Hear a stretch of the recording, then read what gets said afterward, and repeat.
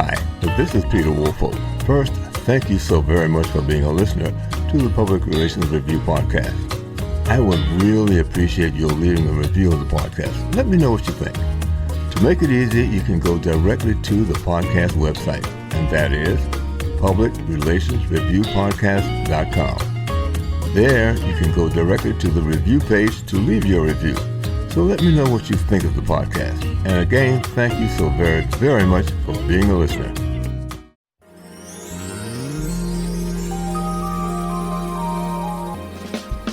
Welcome. This is the Public Relations Review Podcast, a worldwide award-winning podcast. Our experienced guests cover a wealth of current, useful topics, including adapting to technological advancements, digital and AI matters, misinformation, media relations, fake news, crisis communications, and much, much more. And of course, your feedback is always welcome. Now, here is your host and producer, Peter Woolfolk. Welcome to our listeners all across America and around the world. Now, Apple has ranked this podcast among the top 1% of podcasts worldwide.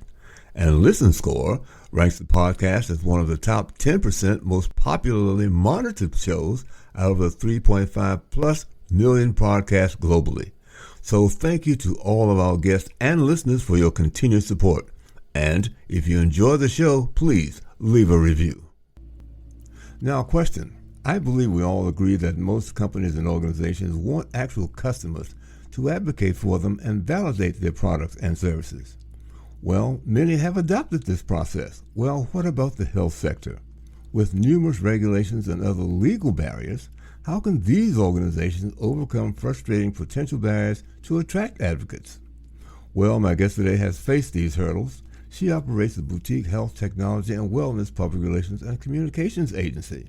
They sit at the intersection of health, culture, and the community, and they use their deep roots in all things health to grow healthy brands. So joining me today from Chicago, Illinois, is Robin Malone. She is the CEO of RJ Communications. Robin, welcome to the podcast. Thank you for having me. Well, you know, one of the reasons that I wanted to have you is because I'd never seen this issue had never come up before. So you never know who's listening, and I thought that since you've been in the trenches, start with first you providing an overview of the health and wellness climate that you work in. For sure. So I've been doing this work, so specifically public relations and communications in the healthcare space, for almost 30 years. And I started my agency about 5 years ago. And I don't have to tell you how difficult it is for healthcare companies and brands to find and to activate the advocates on their behalf. And that is and has been and continues to be an uphill battle in terms of the people who are using XYZ treatment or ABC facility wanting to say, this has really helped me, this has really impacted my life. It is a constant battle specific to healthcare in the U.S. Now, when you say that specific battle, are there actual legal hurdles that prevent somebody saying, hey, look, I really like the job the doctor so-and-so did for me, they're wonderful? Yes and no. So if a patient wants to share about their experience, right? So if I went to Dr. Jones and I had a wonderful experience, and I think Dr. Jones is amazing, I have full control over what I want to say about my own health and my own healthcare. It gets trickier when Dr. Jones says it on your behalf. That he can't do. He certainly can't do without your permission. Mm-hmm. And how much detail he can share is very limited because we have HIPAA laws. And HIPAA is designed to protect patients' personal health information. So there are really important legal restrictions and regulatory guidelines that are specifically designed to protect my personal and your personal health information. But if I'm on board, then I can say what I want. And if the doctor reaches out to me and says, can you speak on my behalf? At that point, I can say what I want. That's on me. But the doctor or the company or, the marketer can't. I see. That's a different thing. And the reason that you'll hear them talking about patients, but they'll be anonymous or they'll be very vague, or they'll talk about patients in the aggregate, is because there are very clear restrictions in terms of what you can and can't say about a patient's health. Mm-hmm. Well, let's talk about some of the, maybe a little bit more specific, some of the more difficult projects that you worked on, that something like that was facing you, and how you were satisfied getting that done. Yeah, it's interesting because as a marketer and a PR person, I am hired, I am, collaborating with, I am working on behalf of a company or a brand or a service, right? But in a lot of ways, I sit between them as the bridge between the patient who uses the product or, uses the service or gets treatment at this facility or this hospital, and that facility, service, product, or company. I kind of sit at the center. And so building this bridge is a tricky one to build, and it can't be transactional, and it can't be a one and done. You have to build the kind of trust that takes time to build. In order for someone, irrespective, quite frankly, if I had a wonderful experience with you or this product or not, I may not want to talk about this. I may not want to share my story because it's mine, right? And it's completely my story. And so some of the things that we've done in the past and currently, again, is to, one, there's just basic expectation management in terms of, XYZ hospital, to say they may not want to talk about that. And they may not want to be, never mind sharing their own personal experience, they may not want to be on record being associated with this treatment, because this disease or this illness may have a stigma that they don't want on them. And so there's an art and a science to, one, finding the ones who are open or who want to be more open, and I call those the loud voices in the room. And two, working with them to ensure that they feel safe and protected in the sharing of that story. And that they don't feel used, and that they don't feel like a transaction. And so oftentimes we let them write the story, in air quotes, right? We let them write it, and then they'll share it with us, and we will work with them to maybe refine it just so that maybe it's a little bit crisper, it's a little bit more compelling, we get to the point faster. But it's not our job to write anyone else's story. So what I'm what I'm really hearing you say here, then, it really depends upon the particular service or activity that took place with the patient and the hospital, that they might feel that it's too private to talk about. So they're not going to touch that one. But if it's something that, happens to somebody every day, I slipped and, broke a foot or broken a leg or something, but they did a great job, that one might not be that difficult to encourage them to speak up on behalf of the hospital or the doctor. So what I'll say is, I think there's some obvious differences between a person who's getting treated for diabetes or obesity and versus someone who broke an ankle, right? Like, there's something that's deeply personal about having a chronic disease like obesity or diabetes, and someone who is just like the rest of us, slipped on somebody, some broke their ankle. So there's some clear differences there. But I wasn't really saying that it was condition specific. What I was saying was that it's very personal to that person. Irrespective of what the condition is. Now, if the condition is, considered very personal or chronic or whatever, then yes, that's a harder hurdle to clear. But even those who just sprained an ankle, they may not want to talk about that. Right.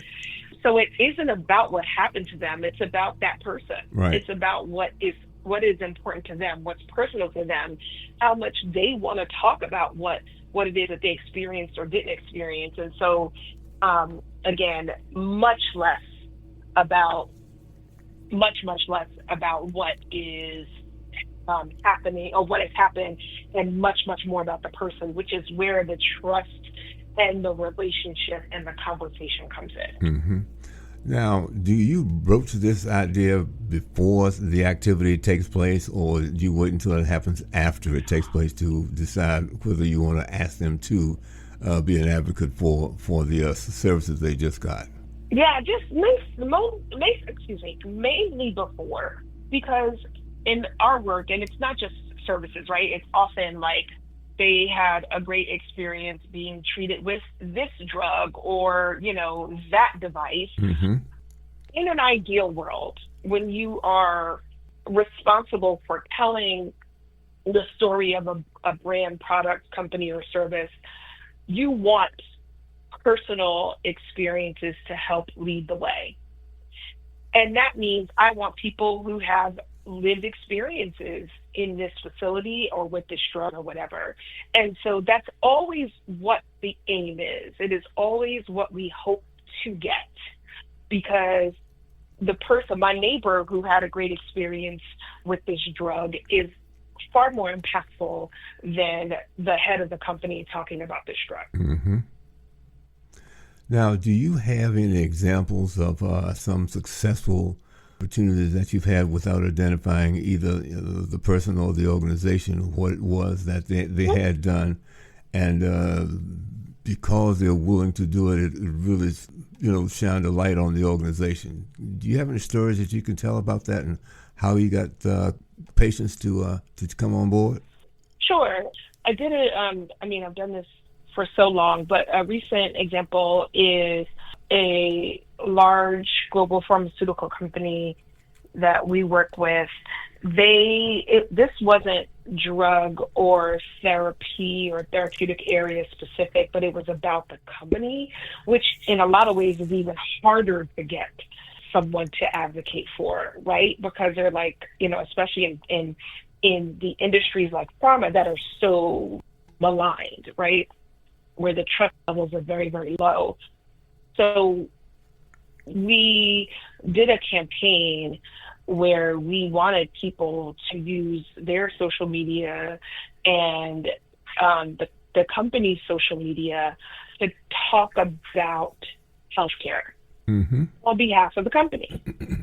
And I think ultimately we were successful because it wasn't generic. It was like, this is about your life and not your health, if that makes sense.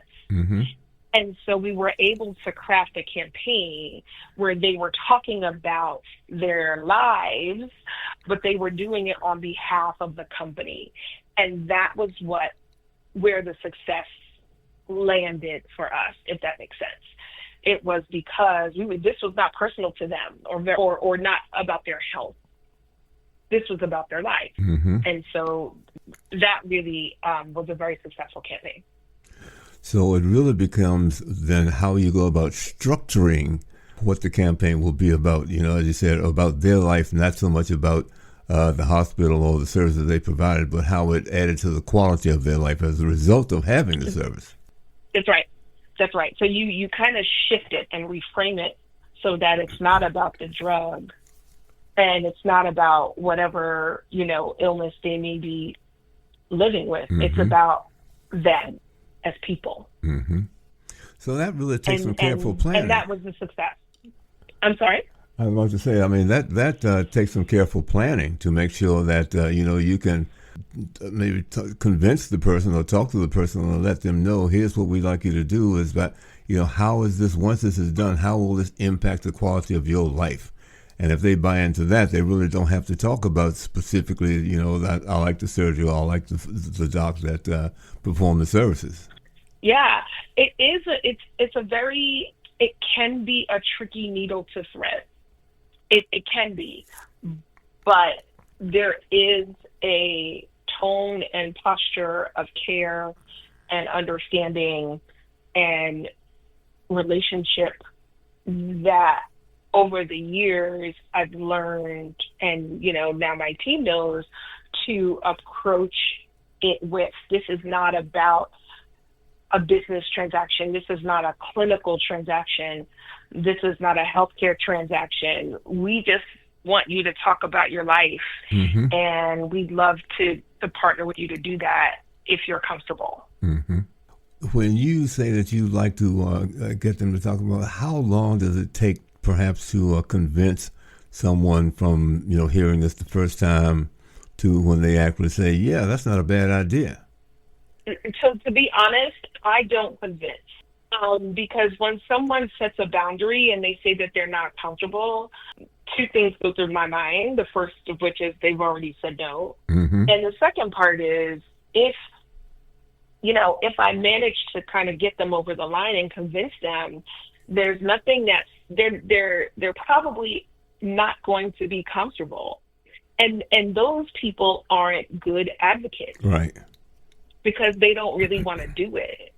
They're doing it because I've made a good case to do it. But this goes back to this idea of the loudest voice in the room. I want those who are already saying, oh my God, this was so great. Right.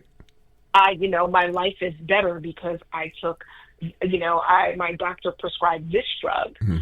That's the first stop on this advocate train, if you will. These are the first people I want to go to. If I have to convince you, then you are not going to be a good advocate because you're not one.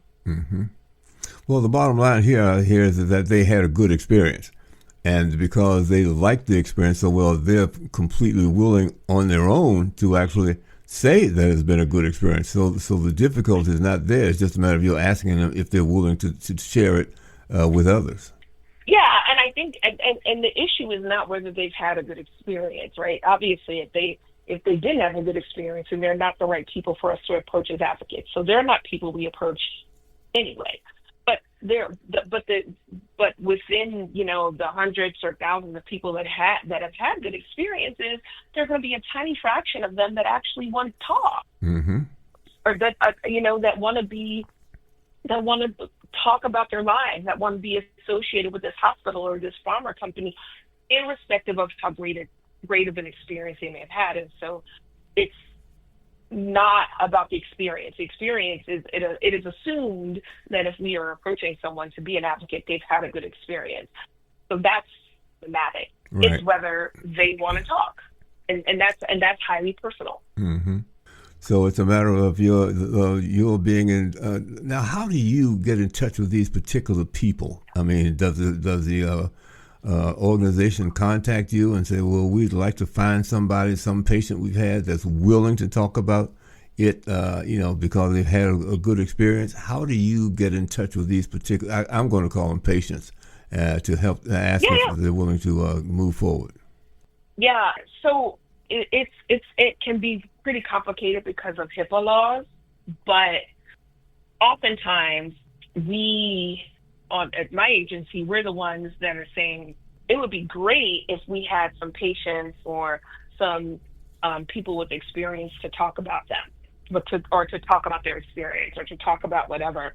And so we are the ones who are first advocating for this. And then there is, depending on what we're talking about, whether it's a drug, whether it's a doctor, it's rarely a doctor, but it's whether it's a drug or a hospital or a system or maybe a device or technology, there is a pretty intense process to get. We have to work with compliance and legal to get permission to even reach out to them. So they have to opt in to be reached out to, and then we reach out to them, and then then there's a second step where they say, okay, you can talk to me about this. So it's pretty intense. And oftentimes what we've gone in and done is to say, you should ask them before they embark on the service or the treatment or whatever, so that we have the list of people who we know might be willing to talk. Because if not, then there are 2 or 3 extra steps, because the patient has to allow you, the patient has to allow the pharma company, the hospital, the doctor to share their information. Mm-hmm. So they have to say yes. And that yes is without me. So the pharma company has information. They have to reach out to them and say, hey, this is what we'd like to do. Would you be open to talking to whomever? And they have to say yes. Mm-hmm. And with that, they have to give permission to share their healthcare information, because I don't know anything. I don't know who it is. Right. Mm-hmm. Because legally they can't share anything with me until the patient gives permission. Right. Okay. So it really doesn't start with you. It has to start with somebody asking this particular person, and then once they see that it's a go, then they can bring you in to work out the details of how to go about it, so to speak. Right. The process doesn't start with me. The strategy starts with me. Right. Okay. So good. Now, how long have you been doing this? Almost 30 years. Oh, my goodness. Now, I'm sure you've got stories that are both wonderful to hear about, and some of those that say, oh, my goodness, I'm sorry I got involved. Yeah. No, for sure. All of those stories exist. But all of them are really interesting learnings. And even the bad things where you feel like you have scars, the learning is what to avoid and what to see before it happens. Mm-hmm. You know, one of the things that I've learned, and it's especially important with my agency, we're a small agency, I can tell by the process and the interaction with the potential client, not someone who's already a client, how they will be as a client. I've just been doing this too long. Mm-hmm. So and that information is so wonderfully telling. And then I can make the decision about whether I'm going to continue to pursue or not. Right. Okay. Well, let me say this, Robin. We're coming to a close on this thing, and I really enjoyed hearing about this process. I didn't know it was so difficult to get people to talk about things that went well for them. But I think you've explained it. I certainly enjoyed it, and I hope that my listeners have enjoyed it. Any closing remarks from you? No, this is great. I really enjoyed this, and it's taken me down like a memory lane that I feel like I need to remind myself of in terms of building a trust and getting out of the transactional mode that sometimes the work forces you into. So this is a good reminder for me. So I really appreciate this conversation. Okay, well, I'm certainly glad you had a chance to come on and share this information with our listeners. My guest today has been Robin Malone. She's the CEO of RJ Communications. And I certainly want to thank her, and I want to thank my listeners again for joining us. And if you've enjoyed the show, we'd like to get a review from you. And don't forget to share this information with your friends about the Public Relations Review podcast. This podcast is produced by Communication Strategies, an award-winning public relations and public affairs firm headquartered in Nashville, Tennessee. Thank you for joining us.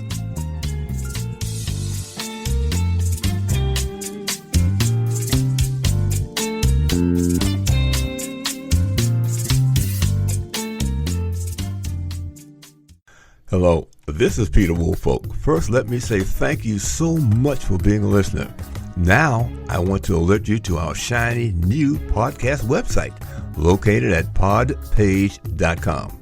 However, you can go directly to the podcast site located at publicrelationsreviewpodcast.com. There, you can contact me through email. You can leave a voice message. You can leave a review. You can read an episode blog and frequently learn about the podcast guests. You might also want to suggest podcast topic ideas or even suggest a guest. You can also let me know if you would like to receive our podcast listener logo that you can post on your social media. So I look forward to hearing from you about our new podcast website. Thank you so much for listening to the Public Relations Review podcast, and have a great day.